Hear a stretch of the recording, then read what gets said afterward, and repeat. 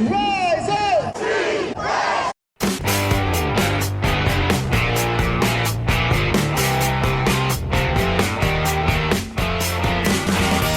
This is the Rise Up See Red podcast, all about the Arizona Cardinals and the NFL, featuring insider and outsider perspectives. Enjoy the best hour of Cardinals talk on the web.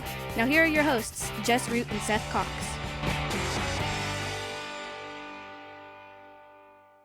Hello, Arizona Cardinals fans, and welcome to the latest edition of the Rise Up See Red podcast. I'm your host, Jess Root from CardsWire.com, the Arizona Cardinals site from the USA Today NFL Wire.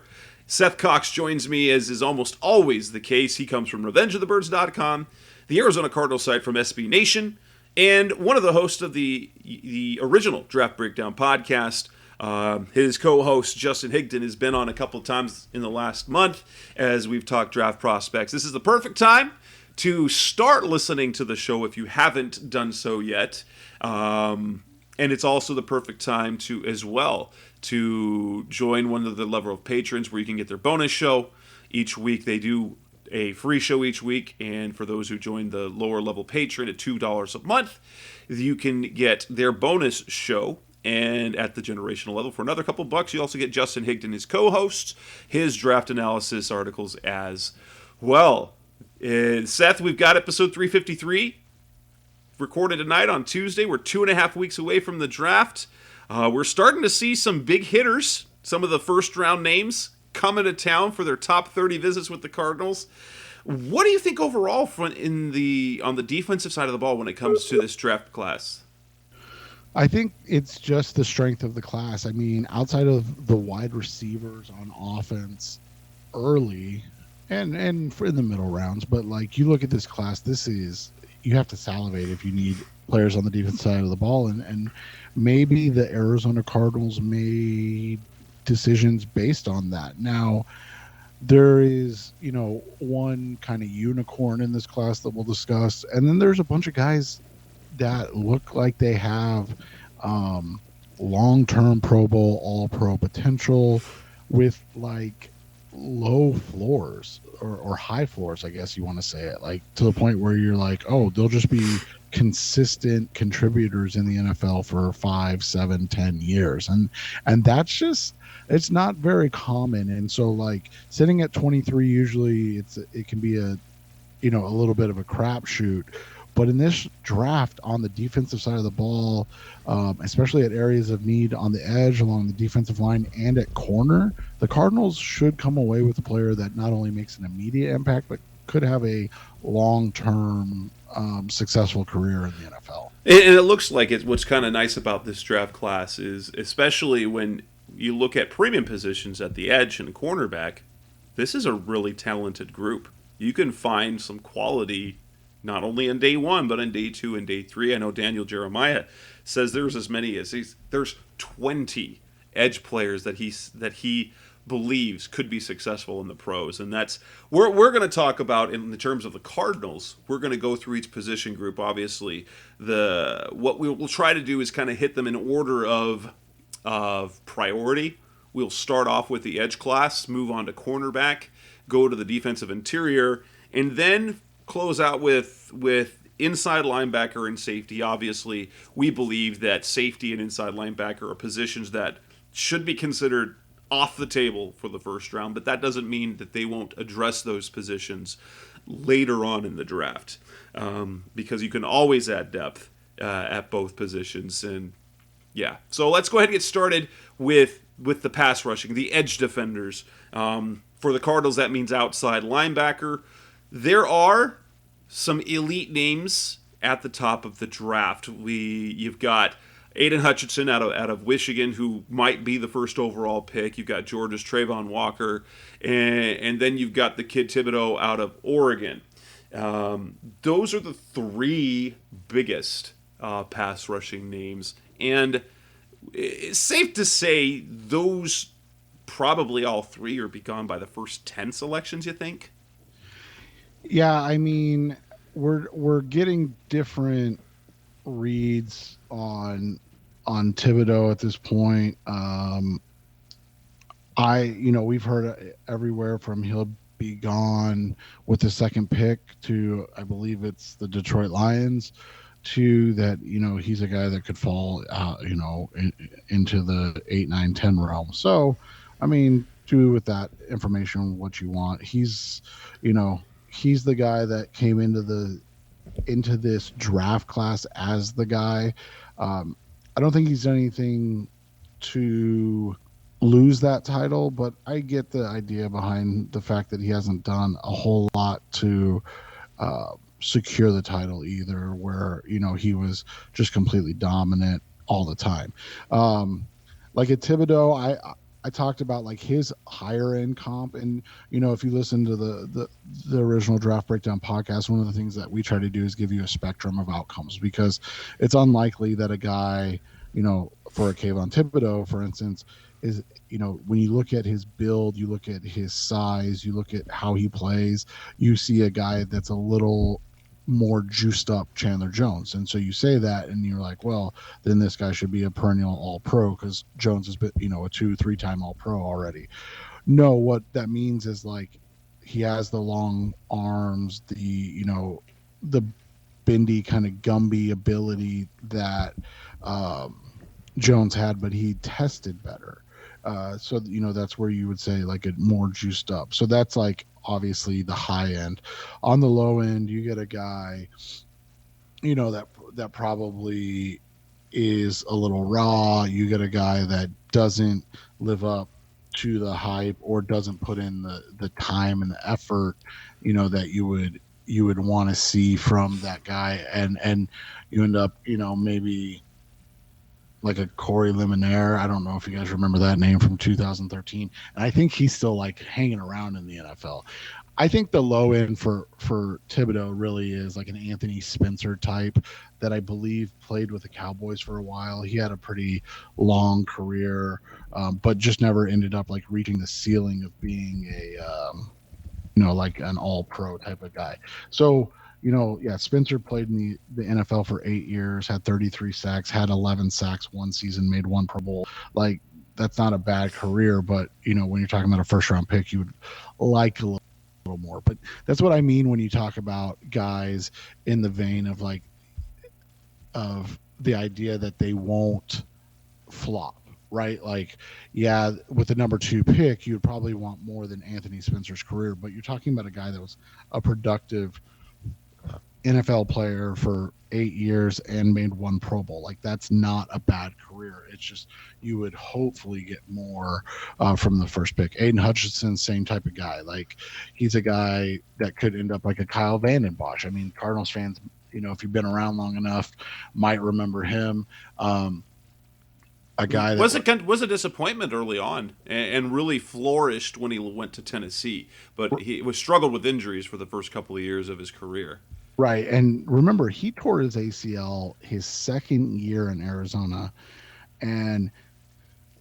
or his third year, sorry. And that was back when guys didn't recover from ACL tears. Remember, that was 2003. So this was a long time ago before it was common to come back and be successful. And then he came back and had that, run in Tennessee where he was a 3-time Pro Bowler.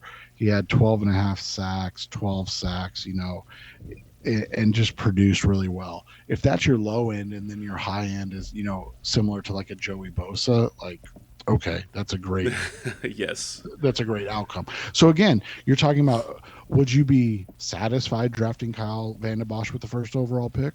No, not at all. But is that a bust? No, it's just a guy that didn't live up to the hype.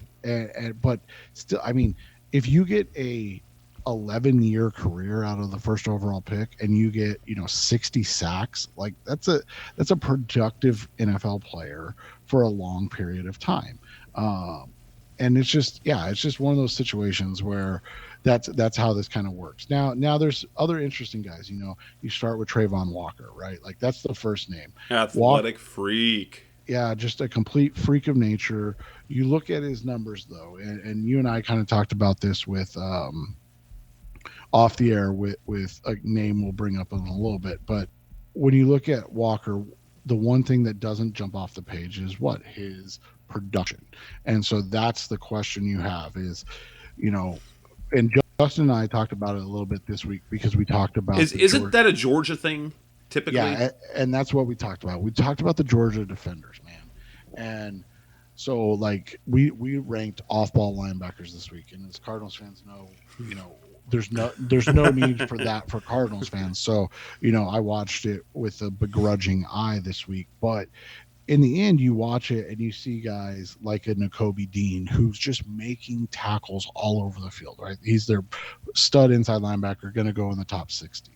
And you watch him, and the reason why is because of a guy like Trayvon Walker. And you might say, well, that's an edge guy. Like, what is he doing? Well, what he's doing is literally allowing Nakobe Dean to make plays from sideline to sideline because he's doing his job and occupying space. And so when you're playing for Georgia and you're playing in that system, what ends up happening is that's who you are. So Walker could be a guy, when you look at his athletic comparisons, you're talking about a guy 6'5", 272, arms like vines, and that's the only way you can put it. And this is a guy that is going to comp out like a Preston Smith from a size profile, and then you look at his athletic profile, and he's closer to like a Danielle Hunter. So you're talking about Danielle Hunter from a size or from a athleticism, and then plus 20 pounds. Oof. I mean, that's literally. So Danielle Hunter was 6'5", 252, and Trayvon Walker was 6'5", like 20 pounds heavier, and tested almost identical from just like all athletic testing. And so that's a guy, like, that's what you see. So like if your low end is a guy, like a Preston Smith type who you and I love coming out, and he's the play. So even like what, I don't know, however many years later, he's the guy that the Packers chose over Za'Darius. Right, because he just is a guy that's continued to produce in the NFL. And again, you look at Preston Smith's stats, and you would not be blown away. 8 sacks, 4.5, 8, 4, 12, 4, 9. Like, you're not talking about a guy that's put up, Chandler Jones like numbers, but he's never been to a Pro Bowl, but he is literally one of the most integral part of a defense. He's an athletic freak. He's a guy that you have to have on good teams, on a good defense to win. And Trayvon Walker has all of those traits, and then is just more athletic.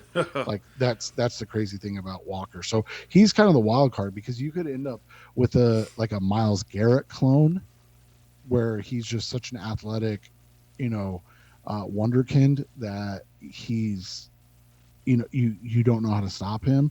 Or he could be a guy like Preston Smith, where he's just a really, really sound defensive player that, sticks around in the NFL on really good teams for a decade. And, maybe he never makes a Pro Bowl. Maybe he never gets the recognition he deserves, but the NFL realizes how good he is. Yeah.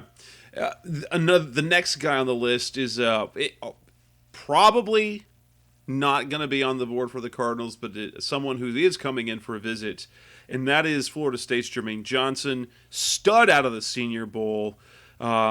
He's, at least to me, of all the possibly attainable pass rushers, he seems like the home run hit, the home run pick, doesn't he? To me, he does. Like, he's the guy who's going to be great. Yeah, and you look at him, he's a little leaner than Trayvon. So, like, again, this is what makes Walker such a freak, right? So you look at his measurables. Jermaine Johnson, 6'4" and 5'8". So let's just call it 6'5". So same height as Trayvon Walker, but he's 254 pounds. Fantastic weight. Like, there's nothing wrong with that. But long arms, 34-inch arms, 82-inch wingspan. He ran a 4.58 40, which is phenomenal. He had a really good 10-yard split, but then he didn't do the rest as well as Trayvon. His vert was 32, which is not great, but his broad jump was 125 inches, so 10 feet 5 inches, which is in the 91st percentile for edge defenders. So it's something you and I were talking about off the air, right? So there's a couple metrics that matter here: change of direction, 3-cone short shuttle. if you have those Bosa numbers, and we'll get to those eventually, if you have those Bosa numbers that are freak like, but you run a 4.8, that's okay because you're so quick changing direction that guys can't stay with you. Or you have to have an explosiveness. You have to have a get off, right? And that's what Jermaine Johnson offers. He's got this length and this get off that is kind of reminiscent of like a Robert Quinn. So Quinn tested out about, I think he was 10 pounds heavier. Yeah, about 10 pounds heavier, but tested similarly. In a lot of areas. He wasn't quite as athletic. Another one that's interesting to look at for him is like a Max Crosby, right? So like Max Crosby has been a terror for the Raiders. The Raiders, thank you. And you look at his numbers coming out 6'4" in 7/8, 255, but he had a better vertical, but a lesser broad jump. But then like you look at his 40 and stuff. So similar type of prospect in that case, in terms of athletic testing. And then you had the production, 11.5 sacks last year, and the dominance at the Senior Bowl, not just in practice and in the game. So the interesting thing about Johnson, for those of you that just don't follow a lot of it, is he played at Georgia. He was part of the Georgia rotation.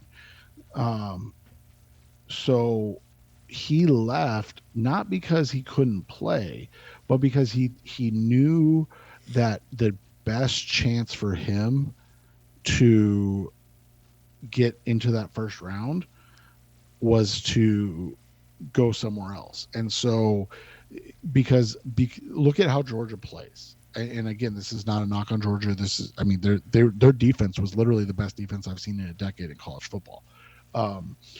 But they're very fundamental and do your job. Very New England Patriots-esque, where you don't have a guy that's a dominant type of stat getter outside of those, off-ball linebackers getting tackles. And so a guy like Jermaine Johnson, who was used as the go-to pass rusher, so he went in for Trayvon Walker. He was the guy rotating in with Trayvon to rush the passer. All of that is, now all of a sudden Johnson is the guy at Florida State, and it just showed. I mean, he was a freak of nature. He was super productive. Like I said, his range of outcomes is, again, pretty solid when you look at it. You're looking at a guy, maybe a low end comp similar to like a I mean, it's probably too high end, but like a Harold Landry. And you could get a high end guy like a Robert Quinn when you talk about it. So like, this is a guy that's got good upside. He's a great pass rusher already. I think the biggest thing for him is going to be if he can add enough weight to become a consistent force against the run. 254 is going to be right on the edge of light. He is, you kind of look at him and he is very lean. He's built similar to Chandler in that way, but Chandler was a different animal than most guys. And when he was playing at 255, he was playing lean. Like Chandler can play consistently. His natural playing weight is probably around 270. Correct. And so, you look at it. So if the Cardinals, like you said, they're bringing him for one of their top 30 visits, I find that interesting based on what we're hearing. We've seen mocks where Jermaine's going 2 overall to the Detroit Lions. So, like, there's really no consensus with him. I think he's gone before 15 or by 15. I don't see the Eagles letting him get past. But, I mean, you do your due diligence and see if a guy's worth trading up for maybe. Like if he does get to like 16, 17, 18, and then you can make a move up. So, it's better to have that information than not. So then we get to guys, so perhaps one of the most polarizing pass rushers in this class, and George Karlaftis out of Purdue, a guy who, also on the Cardinals' radar, has a top 30 visit with them. And mocked anywhere, I've seen as high as top 10. That might have been earlier in the draft process, but seems to be right in that sweet spot for the Cardinals, or a guy that slips even further.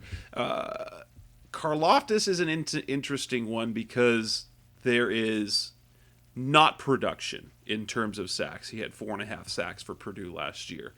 But he's got the length, he's got the size, he's got the athleticism. So he's got really good testing numbers. And the motor is not a problem at all. Kind of like everything you'd look for in a pass rusher, minus the big sack production in college. And there is just, it's a love-hate. Some guys love him. You are a big fan. And I know a lot of people who are, they wouldn't touch, they're not necessarily analysts, but there is a large portion of football fans who are like, no way with Karlaftis.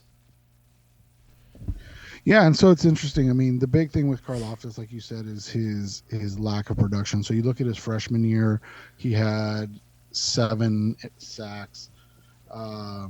His sophomore year, 2 games, 2 sacks. So he only played in 2 games for Purdue during COVID, 2 sacks. Then he came back this year, 4.5 sacks in 11 games. So that's the big question mark, is this a guy that can, simply rush the passer? There's polarizing, ideas about where he fits, what he does best. He is from an athlete standpoint, he's incredible. He is a guy that's still learning to play the game,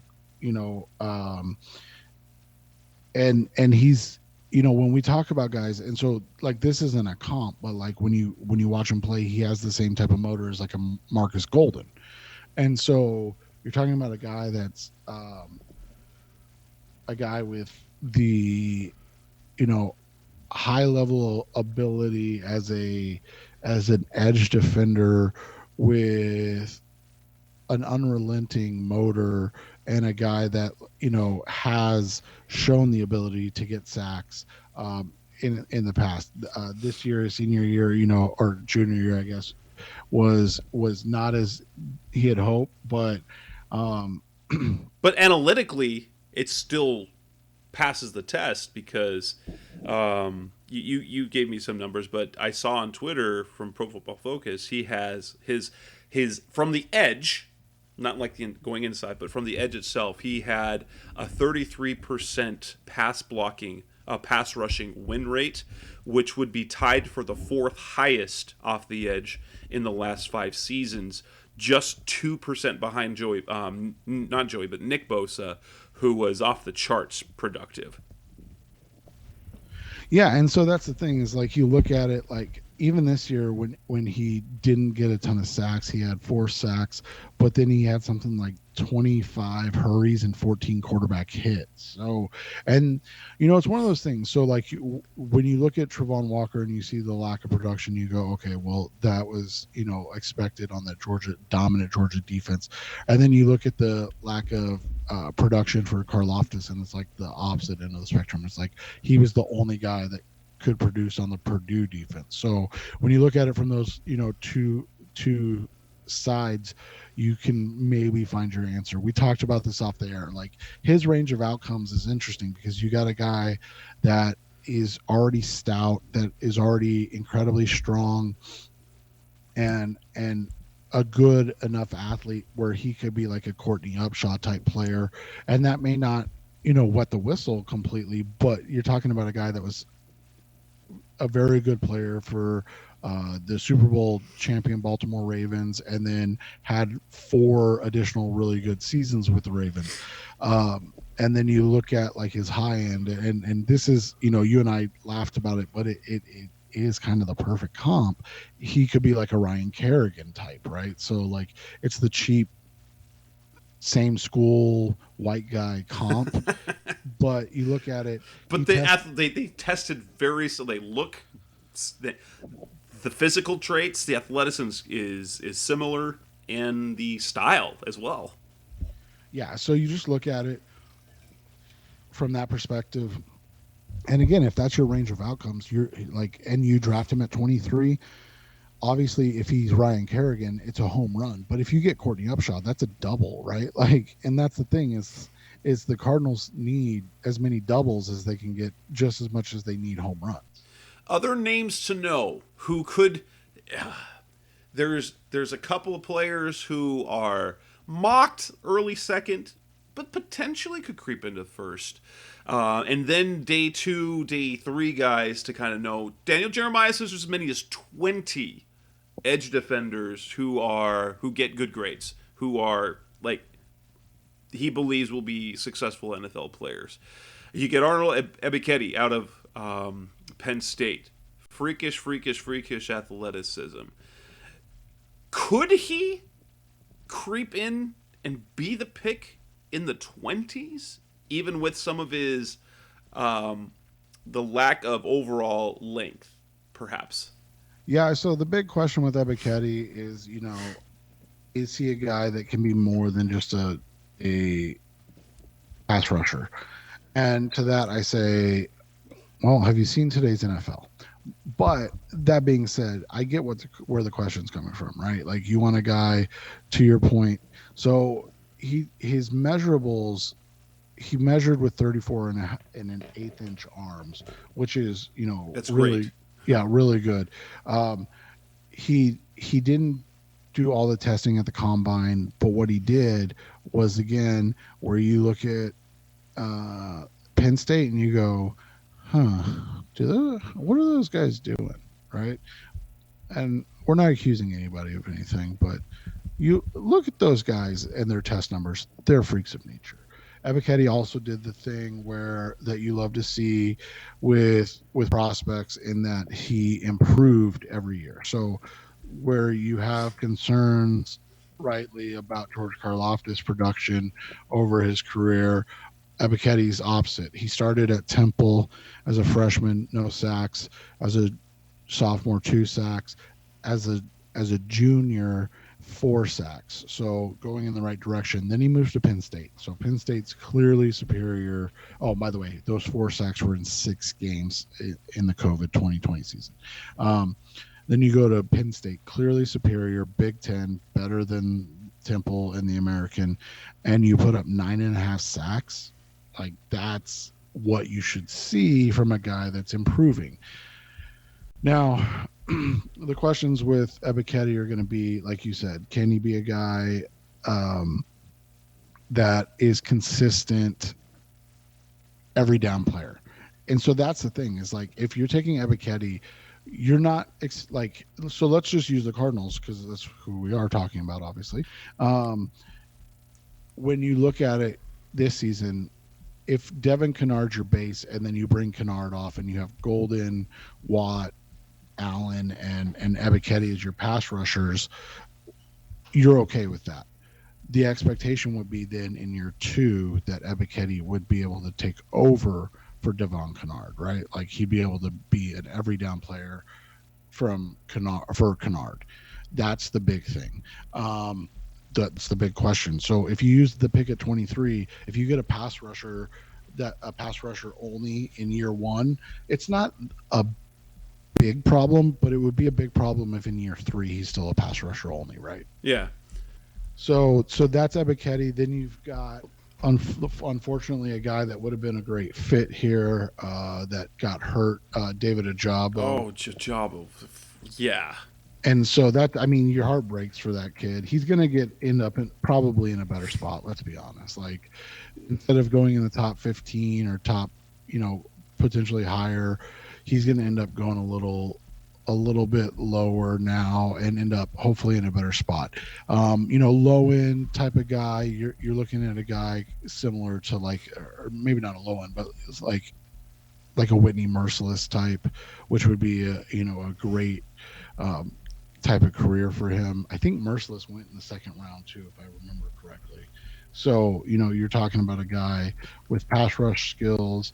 You just have to understand that you're probably not going to see him at all in 2022. So can the Cardinals do that?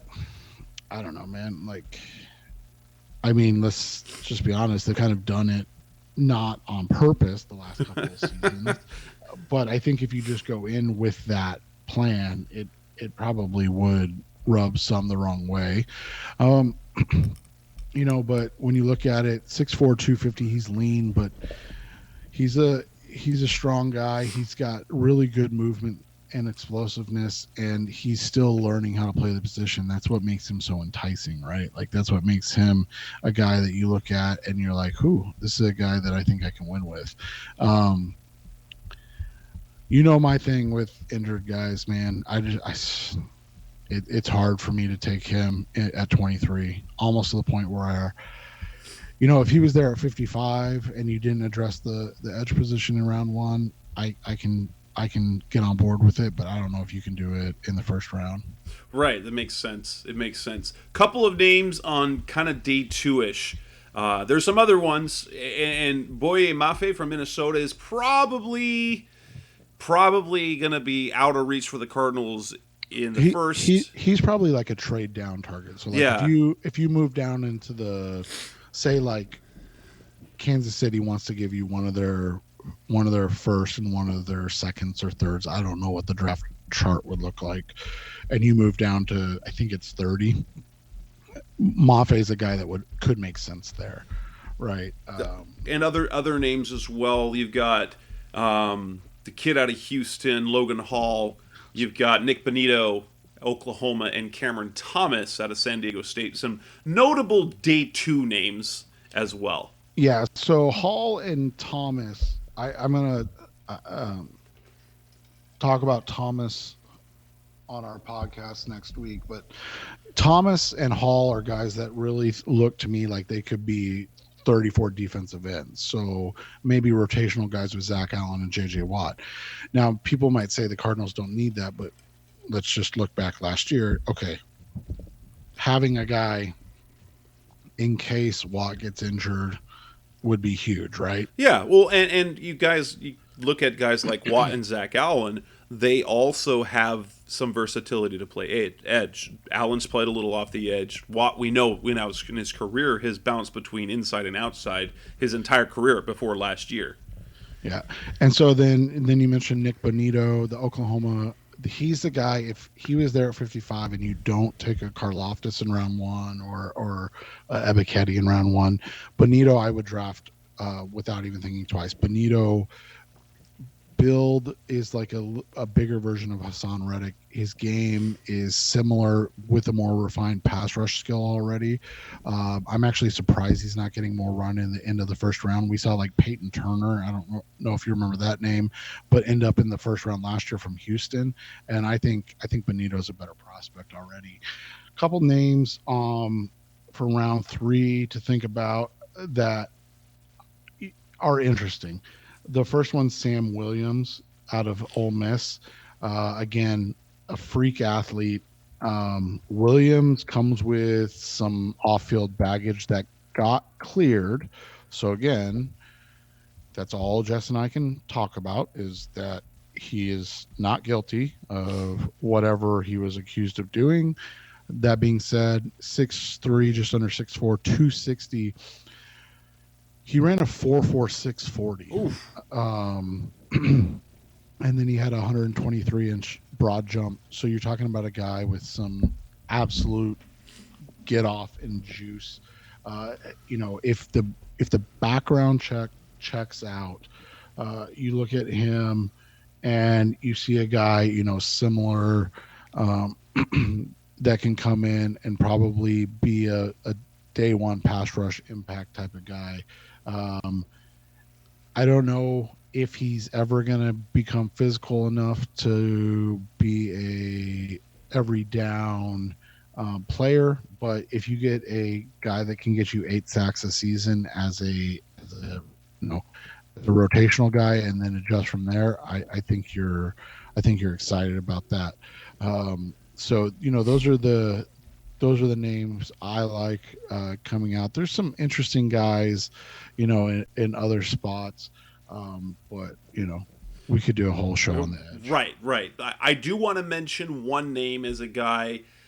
I don't think he will creep into day 3, but since the Cardinals have 5 picks in the 6th and 7th rounds, and if you've listened to the show long enough, Seth and I view the 6th and 7th rounds as almost throwaway picks. They're guys that you don't want to compete in the undrafted market, in my opinion, unless you have him graded so much higher.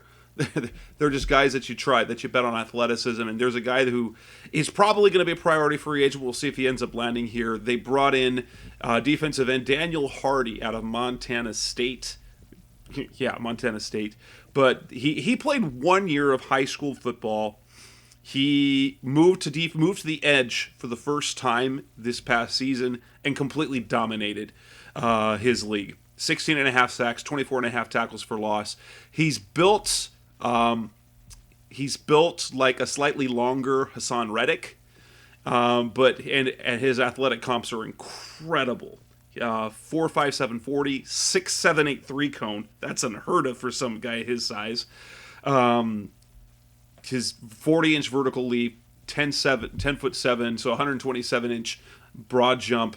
And on top of that, he's got 34-inch arms to go on that 6'2" frame. So he's lean at 235 like Reddick, but, of the guys that you could go for an undrafted guy, completely dominant, playing a new position at a smaller school with crazy, crazy athleticism. That's just a name I want to throw out there because I ran across him as one of their top 30 visits. Yeah, and that's exactly what you're talking about with those, picks, especially the last two in the 7th round. Like, you take a guy with those physical traits and you just see if it works out. And if it doesn't, it's a 7th round pick. Right, 7th round picks, people. 7th round picks. But anyway, coming up next on the Rise Up C-Red podcast, the best of Cardinals talk on the web. We'll move on and hopefully move a little bit faster through the next premium position, and that's at cornerback. Another position of concern for the Cardinals. That's coming up next on Rise Up C-Red.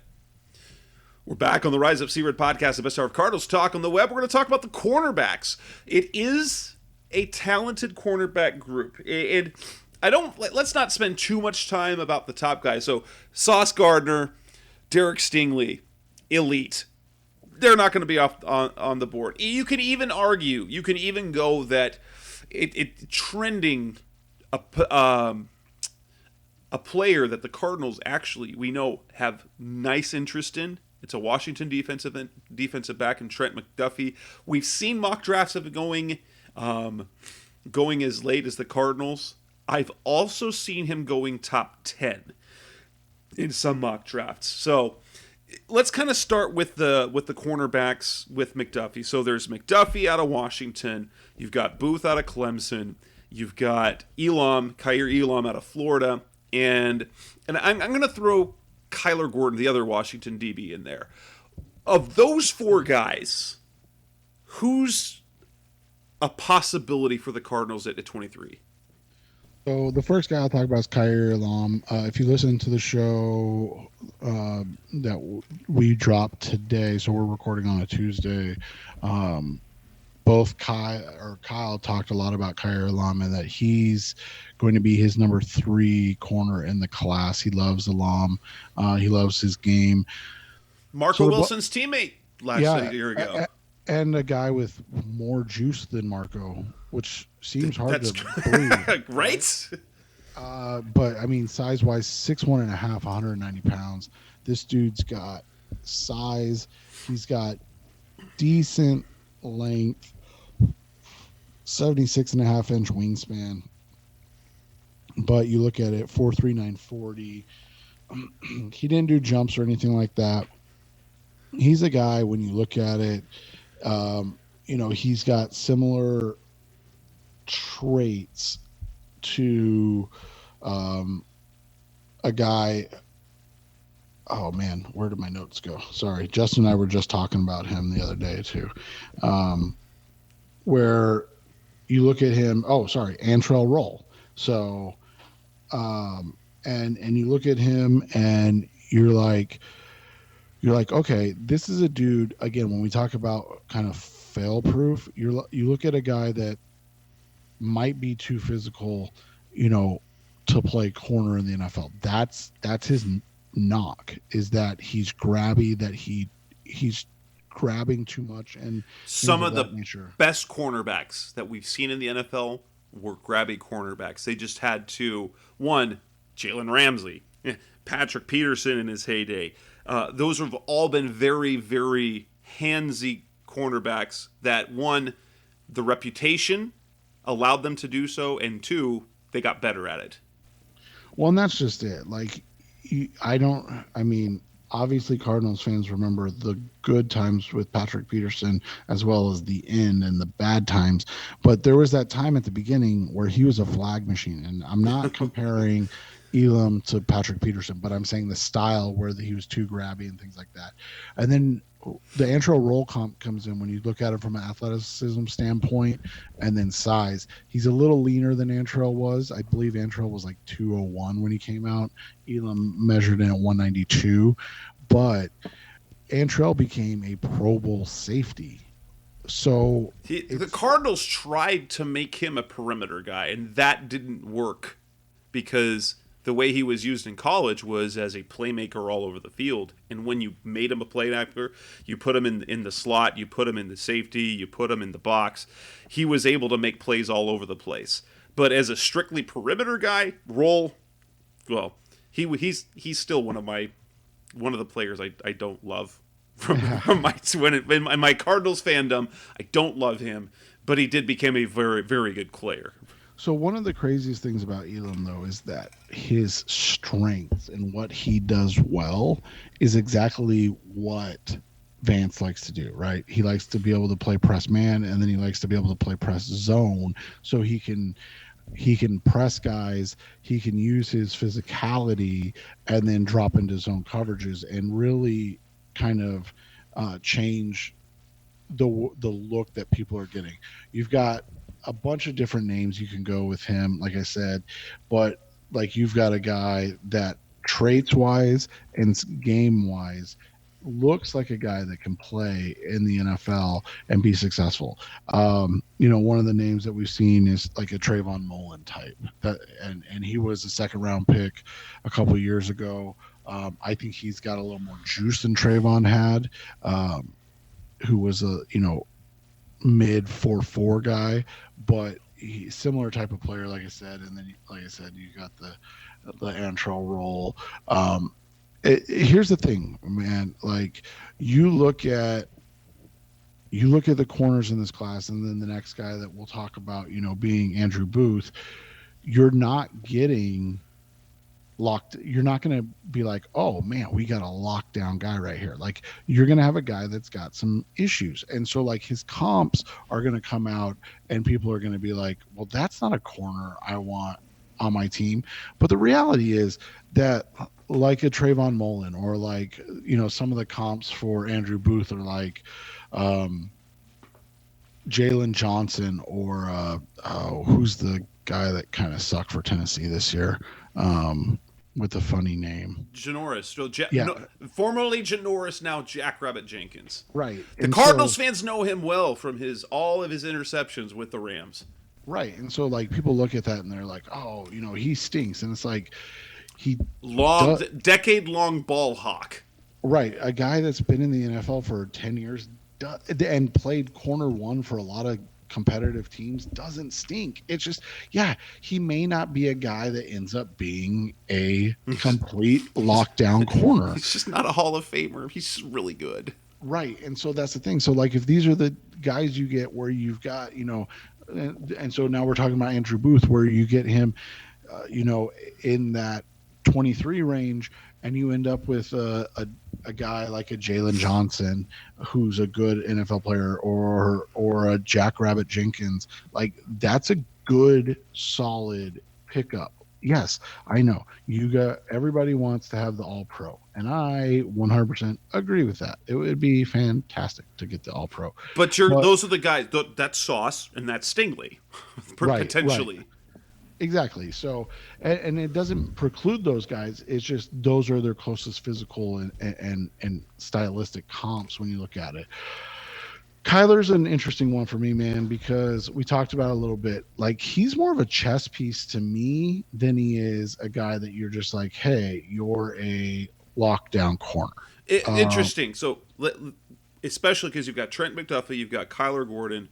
Both Washington guys, and we know the Cardinals like Washington DBs. Budda Baker, Byron Murphy, even Zeke Turner was a Washington DB that turned into a special teams ace and a linebacker. So for our listeners, if we're going to talk Byron Murphy as our comp, what do we see in both Kyler Gordon and Trent McDuffie, at least compared to Byron Murphy? So when you look at it, you've got a guy that is great in zone coverage, right? You got a guy that likes to be able to see where he's at and has his eyes to the ball and then be able to click and close pretty quickly. That's a good thing for him. His man stuff is, not as great. We talked a little bit about Kyrie Lum's like wingspan 6'76". Gordon's is 74 3/4, right? So a little shorter. He's a 4.52 guy, so he's not quite the athlete, that Elam is. And he doesn't have the length of like a Booth. So like those are things that stick out. But what you do see with these guys and what makes them so interesting, man, is that they're super, super aggressive and they're super physical guys. And those are big things for corners. I'm not sure how well they fit exactly in terms of like what their usage could be, but they're guys, and they're not as athletic, so I don't want this to be like the comp, but like they're guys like JC Horn was coming out last year. You remember that was just like a very physical type of guy. So, I think he's a guy, Gordon, that if you get him, I think he's going to be good. I just don't know, like if you put him out on the boundary, so the outside corner position, that's going to be what he does best. Anything about McDuffie? I know he's largely viewed as the more complete guy over a guy like Gordon. Smooth, obviously doesn't have all the traits, not quite long enough, but athletic enough, physical enough, and technically sound. Yeah, McDuffie's interesting, man, because there's a lot of guys that are scared off by a couple things. One, 5'10", baby arms, under 30-inch arms, 72 3/8 inch wingspan, 4'4", 40 was, technically 4'4", 40 wasn't bad. He kind of gives me Darqueze Dennard vibes. And so, Dennard went in that range of late first round to the Bengals, has had a good career. I said the other day he kind of comps out really well to like a Kareem Jackson, again, a guy that's still in the NFL. So I mean, we're talking about a guy that's been in the NFL 13 years. I think he's got one Pro Bowl under his belt. So people get upset with that. You're like, oh, that's not a good enough comp. He's Jair Alexander. It's like, well, if he was Jair Alexander, then I think we would have seen more on-ball production from him at Washington. That's the big thing that I think is missing from his game. Alexander was a 4.38 guy. He had an incredible short shuttle as well. So you look at it, I think McDuffie's going to have a good career. I've said all along, he is the guy that I think is going to end up getting moved to safety. And that's not a shot at him in any means whatsoever. But his game kind of reminds me of the guy that just signed in that was with Tampa, Jordan Whitehead. So like his game's kind of like Jordan Whitehead. So it'll be interesting to see where he fits in. I think he's going to go top 15. I wouldn't take him at 15. I don't know if I'd take him at 23, to be frank with you. I would rather have a guy like Khair Alam. Booth scares me because of the injuries, man. Like that's like it was his first year playing full time and he couldn't even stay healthy and he hasn't been able to test or do anything because of the core body injury. Now it's just a sports hernia, but like that always worries me. Run through some quick guys on round 2. Roger McCreary, like a guy. Your guy Walter Mitchell on your site, big fan. Compared to Aeneas Williams. Yeah, I wouldn't. Again, I wouldn't do that. No, don't compare guys to Hall of Famers. But yeah, I try to give more of a range of outcomes. Again, you're talking about a guy athletically similar to like a Darqueze Dennard. who's again had a very good career. McCreary is physical, like straight up physical. He likes to bully people, but he's got really short arms, which is concerning. He's also a little bit older. Um, you know, I think he's going to end up being a really good slot guy in the NFL. So I'm not sure if that's the fit they're looking for, but who knows? That's in round two. Another guy that's getting some round two buzz is a Martin Emerson out of Mississippi State. Emerson is one of the big ones, right? So like you've got small guys and then you've got big guys. Emerson's one of the big guys in this class. I think he's what 6'2". They list him at, yeah, so 6'2", 200 pounds, so a good size, 4'5", 40. When you look at it, he's a guy that is another press zone guy. He got to get better. He's not, he only was a 4'5" guy at 6'2", so that fluidity is a little lacking there. I'm not a big Emerson guy. I know others that are. He's an interesting one. In the end, coming out of this because he's one of the few guys with size in this class. Tariq Woolen, super intriguing with the just played at UTSA, so barely competition there. The length at 6'4", the speed is out of this world, and a guy I kind of liked watching. Look, he was not. It was opposite Sauce Gardner. That's Kobe Bryant, another guy out of Cincinnati. Yeah, and it's always interesting to see guys like that, right? Like, so Kobe was a guy that got most of the work, and he put up good numbers. You mentioned Woolen. I think the only thing that is going to scare guys away is that he's only been doing it for like 3 seasons, so people are going to get super stressed out about that again, right? Brandon Williams flashback all over again. But yeah, like he's an interesting guy. Kobe's an interesting guy. I think he's probably more of a late day 3 guy. Another name to think about on in round 3, sorry, not day 3, round 3, Cam Taylor Brett out of Nebraska, 6 foot, 200 pounds, ran a 4.38 40. He's been the discussion of our group text that we do a lot of work in with the scouting groups, and he's a guy that a lot of people really like, comping out to like a Kendall Fuller type of guy, man, which is super intriguing if you like that. And then my personal favorite, and a guy that I can't vouch for because he hasn't done anything yet, and he has terrible measurables, and he's a little bit on the older side, but I love his tape. I love the way he plays, and if the Cardinals drafted him at 87, you would never hear me say a bad word about it. Is Marcus Jones out of Houston? When I say small, 5'8", 185, dude. Yeah, he is. This is like, what's his name? God, played for the Cardinals. Money Mike.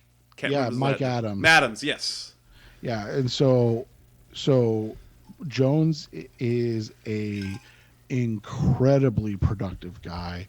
He is super physical, and then he is literally a game changer in the return game, like a guy that will 100% be a Pro Bowl, potential all-pro return man as well. He could be the slot guy. The problem is now the Cardinals are playing in, so like if Tyler Lockett were the slot guy for the 3 other teams, he'd be a perfect fit. The problem is he's going to go up against the 6'3" Cooper Kupp, the 6'2", 225-pound Deebo Samuel. Now, I know there's not anybody physically that can deal with those guys, but do you really want to put a guy that's 5'8" and 185 pounds on him? It really 100% is, but like, dude, if you put on the film and just watch him, you would not know he's 5'8". Like that dude is a dog. He works his ass off consistently, and he is one of the guys, like, the attitude that this defense is missing sometimes, that edge, that dog mentality, he would bring that 100%. But I would honestly understand him not even being like draftable for some teams at 5'7" or 5'8". So, Arizona State fans out there, Chase Lucas was a super intriguing name early on. What does he look like in terms of the scouting? Because he has some physical traits. He's not overly athletic, but there were some good things that he did in college. Yeah, and I mean, honestly, he didn't test poorly. You look at his vert and his broad jump; they were phenomenal. He had a 39-inch vertical, 128-inch broad. Really, really solid numbers, man. He came in honestly taller than I expected. I didn't remember him being 6 feet tall. Yeah, it's Jack Jones that's on the smaller side. Who okay. Didn't. And so, his jumps make him more intriguing. The 4.48 40 is not bad. Wingspan's fine, 74.5 inches. The tape is, kind of what's concerning with Lucas. He's not a guy that played as productive as you would hope with the chances he got. He's lean at what is he, 185? So 6 feet, 185. These other guys we're talking about, like, I know it's only like 11 pounds, but he's a lean at 185. That's like the 8th percentile in terms of that. And so when you look at Lucas, he's a guy that you're probably looking at late 5th into the 6th type of round guy. He's got some interesting guys that he comps out to from athleticism, easier said than done, standpoint, that had good NFL careers. But again, you're talking about a guy that you're looking at later in the draft, not necessarily early in the draft. One of the names that comes up is like a Richard Marshall. He was in Fresno State. Now, he was drafted way earlier, but he had a nice career, with Carolina, and he played for the Cardinals. I don't know if you remember that, in 2011. So a guy like Marshall, if he could have a similar career to him, I think he would be a guy that wouldn't be a bad ad with one of those 6th round picks like we talked about. The big things are he's just not very physical, and in that thin frame, I don't know if he can get any more size on him. But he's got good footwork, and we've seen him at Arizona. He's not a guy that kills you. I just don't know if he's a guy that is going to ever be more than like your 4th corner. Coming up next on the Rise Up See Red podcast, the best of Cardinals talk on the web. Let's move on to the defensive interior. Well, there's some really big names at the top. Maybe some people don't know about later. That's coming up next on Rise Up See Red. We're back on the Rise Up See Red podcast, best of Cardinals talk on the web. Let's move to the defensive interior. The 2 biggest names are amazing. Jordan Davis, coming out of Georgia, and then also coming out of Georgia, Devontae Wyatt. You and Justin talked about Jordan Davis, 340 pounds, insane, like literally no real comp for him. You have to comp him to a grizzly bear. 4'7", 840 at 340 pounds, insane broad jump, insane vertical, just a freak of nature. And Devontae Wyatt not far behind. I get the feeling if one of those two players is available, it would be really, really hard for Steve Keim to say no to.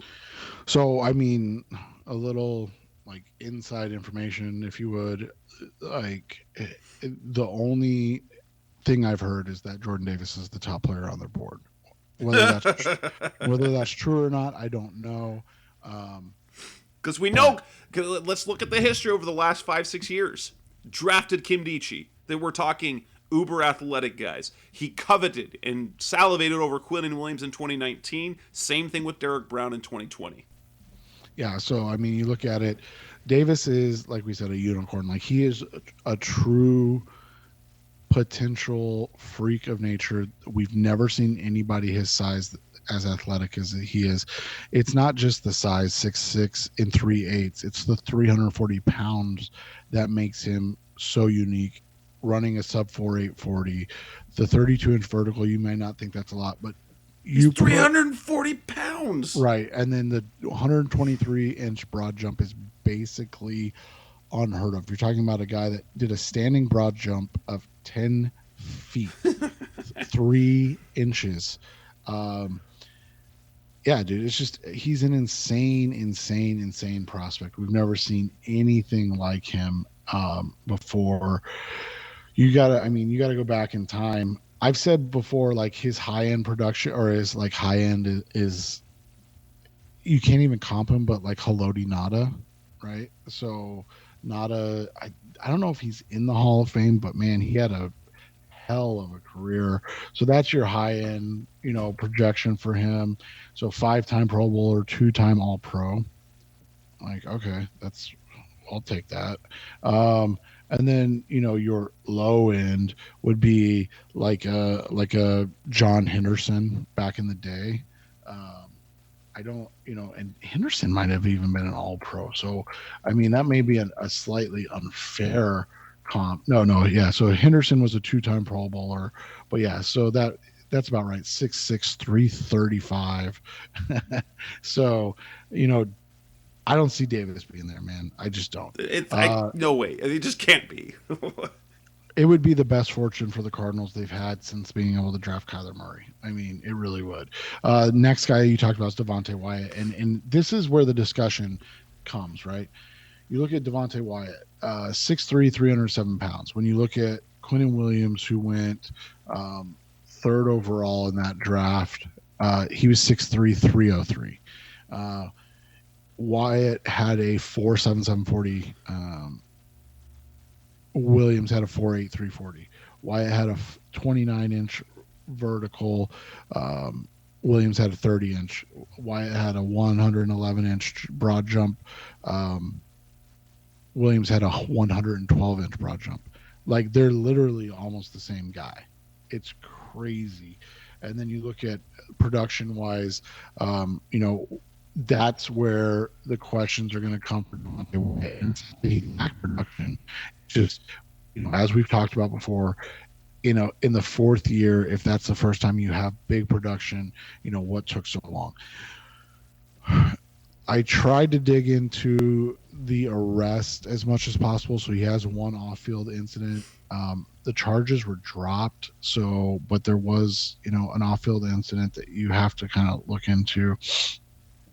But again, you're talking about a guy that feels safe. And I know people don't like that, but when you're talking about, a range of outcomes where you can be a guy that's, maybe like a Kawan Short, who was I think had a couple Pro Bowl seasons with the Carolina Panthers, and then your low end, is a guy that maybe, like I'm trying to think here who would be a good low end for Devontae. But yeah, when you look at it, you've got a guy that, I don't want to say, again, it's foolproof. He's a little on the older side, which is always concerning. And then, he's a little, and then he didn't have a ton of production. But like when you're looking at guys like, like a Sharif Floyd, where he was a decent player for a good amount of years before the knee injury really kept up or took him down. Those are a good range of outcomes. Other guys worth taking up. Here's some other names that are kind of out there. Travis Jones. You got DeMarvin Leal out of Texas A&M. Perion Winfrey. Who are some other interior defenders that are worth their snuff? Because I know that the Cardinals could go. You could go with another nose tackle. You could go with more of a Zach Allen, J.J. Watt type. You could go with what they were looking to get out of Jordan Phillips. Who else is out there worth taking a look at? So if you're looking at interior defensive linemen, I mean, Travis Jones, I don't think he'll be there at 55, so maybe he's a guy you trade back and you grab. He's got like a range of outcomes of like Marcel Darius to like Eddie Goldman. So again, a fairly safe prospect. I know Cardinals fans still kind of get scared of Yukon defenders in the second round, but he's a true nose tackle. He's a guy that's going to be a nose tackle in the league. And he's put up freaky numbers, and we'd be talking a lot more about him if he wasn't in the same class as the unicorn. But he was 6'4" and 3/8, 325 pounds. He ran a 4.92 40, man. That's like really good. And then he had 110 broad, which is phenomenal for his size. That's 80th percentile. And Jordan Davis beat him by 13 inches, being 2 inches taller and 20 pounds heavier. Like, again, you can't really even talk about it, but like if you need a nose, Jones is the guy. Another guy, if we're talking strictly as like a nose guy, that would be a little later in the draft, Noah Ellis out of Idaho. He's 6'4" and 367, but he moves like a nose tackle. So he ran a 5'6", 640. But again, 367, you're not really expecting him. I mean, if he ran a sub 5'2", talking about him, he's the guy you could probably get in that fourth round or in that sixth round area. But there's really no comparisons to him because he is so big and you just don't see that very often. Then there's the guys you mentioned. I mean, there's a guy, DeMarvin Leal. He would be kind of a fit with Watt and Allen. 6'4", 290. He didn't really put up the numbers everybody was expecting, but I think he can be a guy that can be a productive 3-4 end. I'm not sure where he falls. That's the thing, is like the team see him being able to be like a 34 defensive end, or is he a guy that teams look at and they'll see a guy that could be an interior pass rusher. He's got some similarities in size to like a Darnell Dockett, but I don't think he's and he tested similarly. I don't think he has that same dog in him. To me, he's more similar to like a guy like I'm trying to think of a good one recently, but that's the question with him. Can he be a guy that plays on that edge, or as a 34 defensive end? Perrion Winfrey's another interesting guy. When you talk about, again, kind of those edge guys, 6'4", 292. He ran a 4.89 40. We don't have the rest of the testing numbers yet. And I believe he won the Senior Bowl MVP, did he not? Or defensive MVP? I don't recall. I believe he did. I could be wrong about that. I apologize if I am. But yeah, he could be a guy that is a really impressive kind of under tackle in the same realm as JJ Watt in his usage. So again, if you're going to draft him, you have to understand that he's not going to start over JJ Watt. Obviously not, but he could be a guy that gives you some relief and protection in case Watt goes down or becomes injured anyway. And then from there, it's kind of a crapshoot on what you like. There's guys like the Bama prospect. How do you pronounce his name? Fedarian Mathis. Yeah, Mathis. 6'4", 312 pounds. So he's kind of one of those. He's kind of one of those Bama guys, right? Like he fits in. He not a freak of nature. he had a decent broad jump at 109, but like none of his other stuff was like off the charts outside of just being a big guy. He could be similar to like an Ashawn Robinson type. He's not going to be a guy that's that is a pass rusher consistently, but he's a guy that can come in and play again a little bit on the older side. So that's always he's going to be 24 this year. You look at like a Matthew Butler out of Tennessee, or Neil Farrell out of LSU. You've got different type of guys that you can look at. Farrell, but you're talking about guys that I don't know if you would take at 87. So that's the hard thing. It's like you're getting out of the range of being able to draft guys. The one name I'll mention, and we kind of talked about it earlier, was Logan Hall, right? And so Hall is listed by a lot of places as an edge. I really do think with Logan Hall, if you put some meat on him, he measured in at 6'6" and 1/8 and 283 pounds. He kind of reminds you of like a little bit of Calais Campbell. And remember, Calais got 2 full seasons before he had to take over and become the guy. So if you can add some weight to him and continue for him to grow, I think you're in a good spot. I just, this defensive line class has some talent, but you got to take him 55 and above. Let's move on to the next group. Coming up next on the Rise Up See Red podcast, the best our Cardinals talk on the web. We're going to start talking about a position that we kind of don't like talking about, but it's worth looking at later on in the draft, and that would be at inside linebacker. That's coming up next at Rise Up See Red. We're back on the Rise Up See Red podcast, the best our Cardinals talk on the web. Inside linebacker is intriguing. It feels like doesn't it feel like it would be a waste? Obviously, first round waste. But even on day 2, doesn't it feel like it might be a waste to use even a day 2 pick on an inside backer?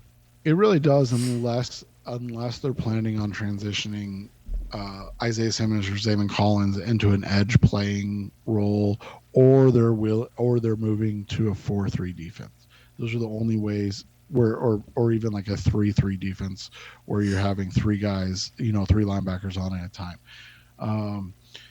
So we'll run it down real quick. Devin Lloyd, Nakobe Dean, Christian Harris, Quay Walker, and Leo Chanel, probably all guys that you're not going to even think about because they're probably all going to go before 55 anyways. So let's talk about guys after 50, 55 and after. Chad Muma out of Wyoming is an interesting one. He's a big dude, runs well, had a good Senior Bowl. 6'3", 240 pounds, 4'6'3", but he had a 40-inch vertical and 129-inch broad. So good explosiveness. When you look at it from that perspective, you see a guy that could, potentially be a guy that turns and runs with guys, good length to do so. The next guy would be like a Troy Anderson out of Montana State. We talked about a Montana State player earlier, correct? That Montana State, the edge rusher. Yeah, Daniel Hardy. Yeah. So his Anderson is one that is well known among right. job people. So yeah, 6'3.5", 243, ran a 4.42 40, which is really good if you're not familiar with that. So I mean, when you look at it, he's a guy that, again, if you need some more athleticism at linebacker, he could fit. But again, are we really talking about him? So then you get into the ones further down. Darian Beavers out of Cincy, so a guy that could be in play in the 87 range. And again, this is if they were to do that. I'm not saying they will, but might as well cover our bases. Test similarly to a Fred Warner coming out of BYU. Obviously, we all saw how that worked out for San Francisco. I don't think that'd be a bad thing for the Cardinals. They could still use that type of guy. From there, you look at it, you've got, You've got like JoJo Doman, who's more of a coverage guy out of Nebraska. You've got DeMarco Jackson, um, out of Appalachian State, same type of thing. Malcolm Rodriguez is a guy similar to like a Blake Martinez or who's the other guy? Nick Kwiatkowski, was that the guy Yeah, yeah. from a couple years ago? So like guys like that. Um, all of those guys, are probably going to go on day 3. So if the Cardinals were to add a pick later in the draft, those are guys that would be in play for that area right there. Something to note about some of those later prospects is a kind of reminder of Vance Joseph and his scheme. Now, while he has used Zeke Turner a little bit, he's really not a defensive chess piece. Vance Joseph likes big linebackers, 6'2", 6'3", 230 pounds or more.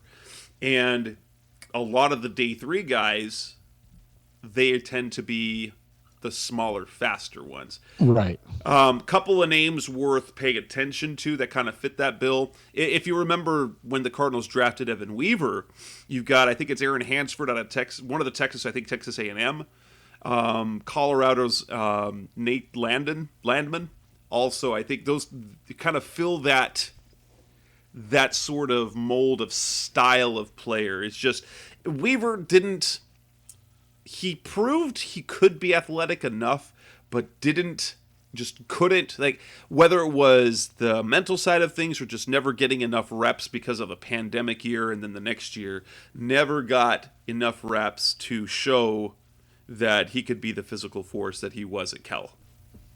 Right. And then you look at it like you said, you've another guy that kind of fits that mold. It's like a Jack Sanborn out of Wisconsin, right? So a bunch of guys that fit in that 6th round type of range. Landman's an interesting one, like you said, as well. So, Landman, 6'3", 235. He only ran a 4.8 640, but he had a 36.5-inch vert, 119 broad. So explosiveness, but maybe not the twitchiness. And he suffered an Achilles tear, Landman did, in 2020. So I do wonder how much he was completely healthy. And I know it's 2 years, or it's been. He was in 2019. He was so good, but he came back to play in 2021, which was helpful for him. But he's someone who will go late 7th round, maybe undrafted. Right. And so all those guys, kind of fit, like you said, with what they are looking for in those picks. The big thing you look at with these guys, and the reason like why a guy like who was it that I was talking about? I think it was Doman or and he may go earlier, man. Like the reason like Doman is so interesting is because he's a guy that's played a lot of special teams already. So, when you look at it from that perspective, a guy that already knows that he's going to have to earn those spot and stuff like that. So there's a lot of guys that come in and they don't have that ability. And that's so important for day 3 linebackers. Let's move on to the last position group. Coming on next on the Rise Up C-Red podcast, the Mr. Cardinals Talk on the Web. We'll move to the back end of the defense to safety. Who is there worth looking at for the Cardinals? That's coming on next on Rise Up C-Red. They're back on the Rise Up C-Red podcast, the Mr. Cardinals Talk on the Web. Is it me, or does it feel like as well, same type of thing, that safety would feel like almost a waste before day 3? And which is, I mean, you've got love Boda Baker. They love Jalen Thompson. He's probably going to get a contract extension, which means you don't necessarily want to have a guy who's potentially expected to be a starter. But at the same time, can you ever have enough good players? No, and that's the thing you look at. So you look at, obviously we'll get the names out of the way quick. Kyle Hamilton, Jaquan Brisker, Dax Hill, Nick Cross, Lewis Seen, probably not going to be on there. So then you look at guys like a Brian Cook out of Cincy, right? So that's the first guy that jumps out at you, 6'1", 210, big dude. And you say, okay, what does he do? Can he cover? And then you look at it and you're like, okay, probably not his best trait. He's not bad at it, but it's not he's more of a in the box guy at 6'1", 210, right? So then you go, okay, what about like a Jalen Petrie? Petrie's a really intriguing prospect, 6 foot, 197 pounds. Uh, Ran the shuttles, didn't run the vert, but he showed he has some ability, and he plays a similar position to what the Rams did with Jalen Ramsey this year, and that's play that star position. Now, that's the thing. So that's a little corner safety hybrid. Petrie's got the size for it. He's got the movement ability. His three cone at 6'7" 4" was really, really good. Um, he's got a little bit shorter arms. So that's what the question becomes. Is he a guy, if you put him at corner, that he can compete? Um, he has played it a little bit in the in college, so that's why you look at him and you say, okay, maybe he could be an option, because he does have some coverage ability. And then you get into the round three guys, right? So it starts with, all right, are you going to play three safeties consistently? Now, that wasn't Vance that did that, but there are some guys that maybe they would make you want to. One of the guys is like a Kirby Joseph. So we know that like Jalen and Buddha can play in the slot a little bit.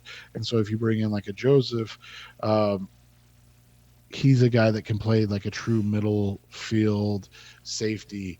The crazy thing about Joseph is that he's 6'1", 203, but he has a 80-inch wingspan, and so he's got like vines for arms, and it's just something that you don't really see very often. Um, we've seen guys with his size and skill and skill set that fit what the Cardinals may want to do, but who knows. Um, Next, at the safety position again, you're talking about now. I guess I can throw in the kid out of Oregon, Verone McKinley. Another kind of free safety type, 5'11", 194. Um, Similar to like a Jordan Whitehead out of that we talked about earlier.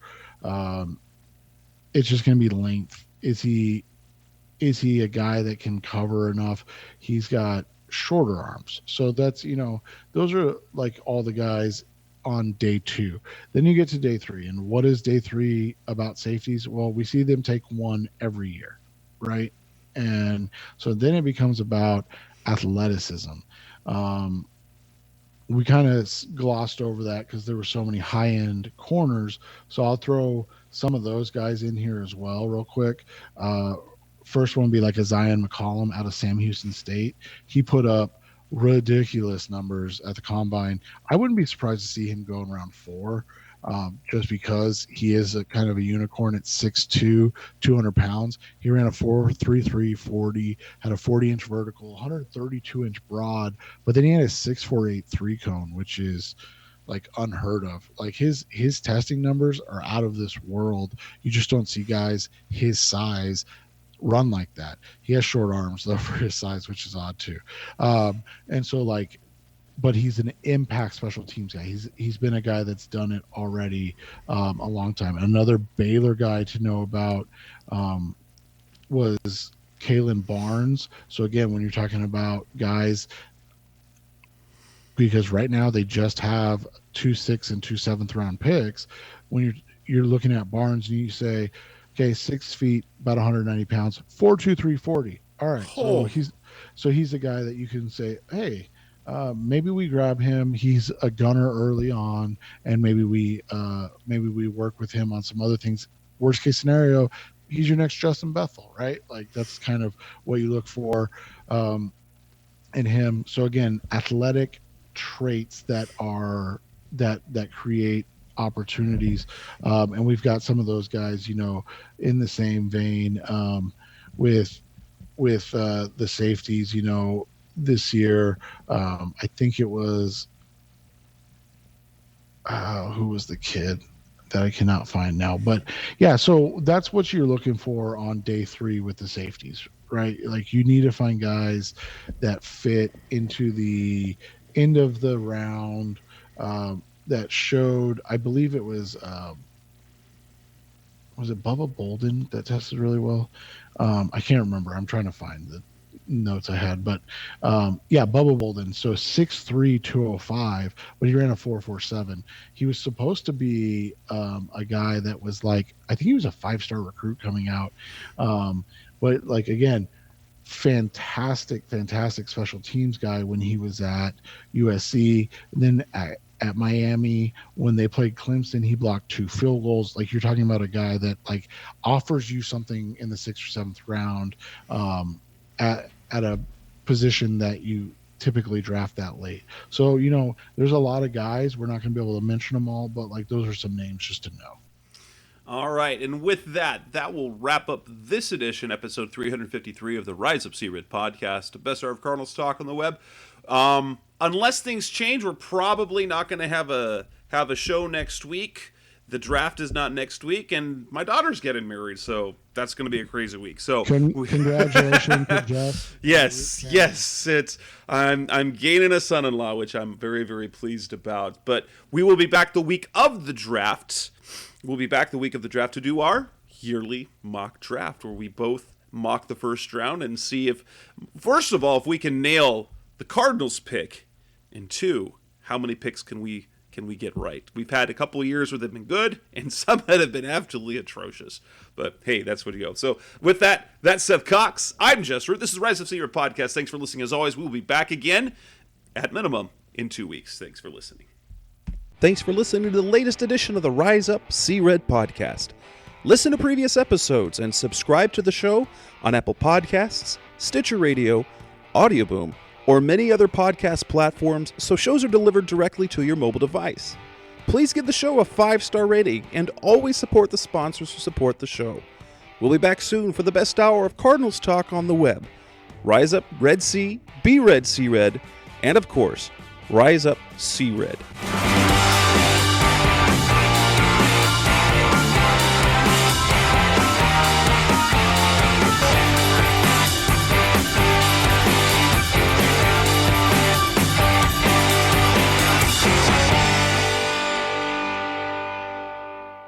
Roll!